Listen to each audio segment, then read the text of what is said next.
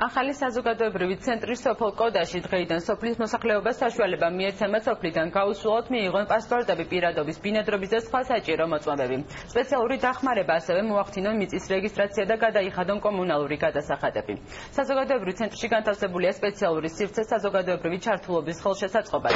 მოსახლეობას არგებლობს უფასო ინტერნეტით და შეხვედრების ოთახით. საზოგადოებრივი ცენტრი დღეს იუსტიციის მინისტრის მოადგილემ დავით ჯანდიერმა და სერვისების განვითარების სააგენტოს თავმჯდომარე ლევან სამადაშვილმა პირადად გახსნეს. სახელმწიფო სერვისების განვითარების სააგენტოს ორგანიზებით უკვე გაიხსნა და ფუნქციონირებს 8 საზოგადოებრივი ცენტრი გურჯაანის, ხაშურის, გარდაბნის, ქარელის, ხობის და თეთრიწყაროს მუნიციპალიტეტებში.